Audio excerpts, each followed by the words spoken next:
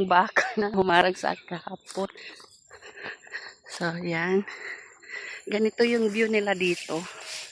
So, maglublob kami sa ilog today. And mega love shoutout sa inyong lahat, guys. So, ganito dito.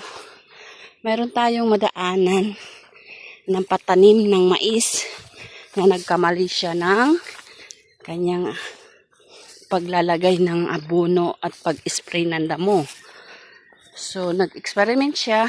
Kaya ang nangyari, kasama yung mais na lusaw. Yan. So, namatay yung mga mais. Mas nauna pang namatay sa, yun, nakikita nyo yan. Nauna pang namatay sa sa damo. So, yun yung lugar.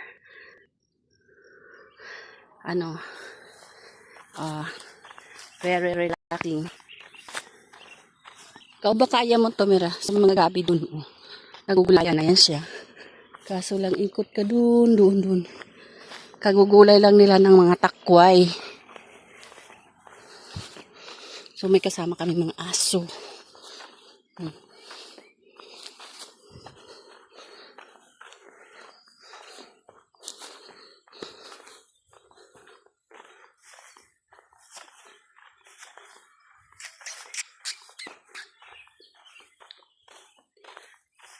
Ayan.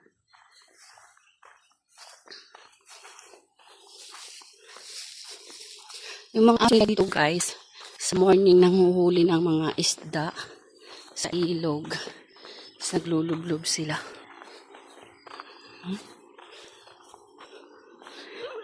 Kasi wala ditong wifi. Naka-solar lang kami dito. Kaya mayroon kaming rep, mayroong electric fan. So walang problema sa pag-charge. Kita nyo naman, walang connection ng kuryente. From here hanggang doon sa kubo. Kubo na bahay. Family lang yan sila. So nagkaroon sila ng water pump generator. Para may mga drama pandilig nila.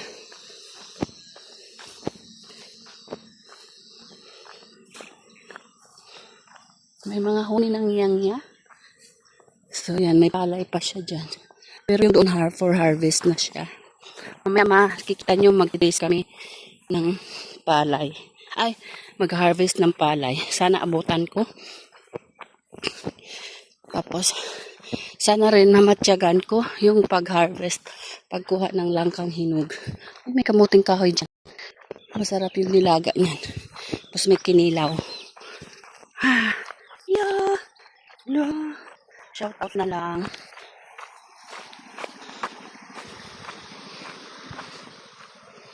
So, andun pa rin yung baka. Pero yan naman sila. So, liligo tayo sa ilalim ng baka. Iya! Pera lang, pera bagsak. Init. So, malakas ang ilog, di ba? Walang reason na hindi malinis kasi may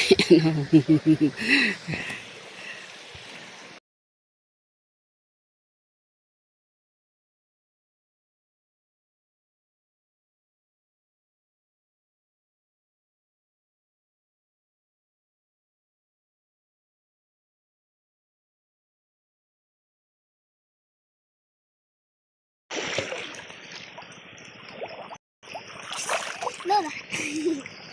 Lola.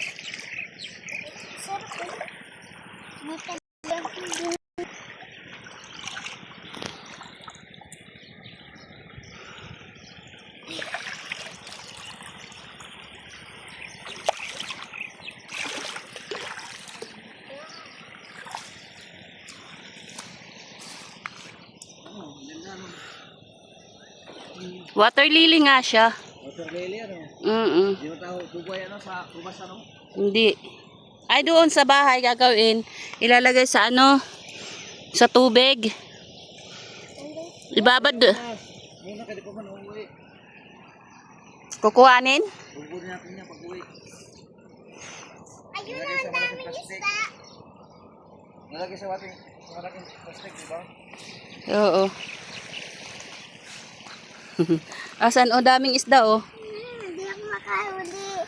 Anuhin mo yung damit mo, hubarin mo, tapos isala mo. Ayun o, ang daming liliit. Ay. Ang dami. Hindi ako makakuan. Bad ako dito. Kunin ko yan. Tingnan ko nga kung anong isda. Lolo, baka maapakan mo ha. Sayang. Okay, mga bunog yan. Bunog digad. Ano man. Tilapia nga ni. Hindi yan tilapia. Oo, do. Yan sabi nga bunog. Goldfish. Goldfish. Goldfish yan. Hindi bunog. Goldfish. Gurami. Hindi. Goldfish. Ibang kurami. Wala na. Di rin mara magsarap. Wag na madudumi ang damit mo, gagalit si mami. Goldfish nga yan. Goldfish pa na naging goldfish. Nay, Sama tayo duman nila eh. Iyan mga kalsada yan. Hindi naman yan, di ba? iyan yung dinaanan natin, pababa. Yan. Ayan, Yan. natanggal na. Oo. Hindi, dito tayo ha.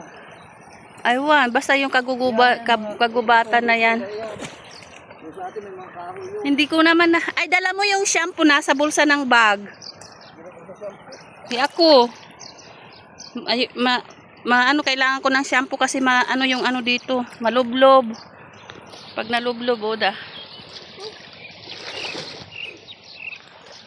Sarap ligo lang ah. Masarap ba? Ligo pa na yung buhok ko. Di pa dito. Matatapos na si Lolo. 20 yata. Ha? 20.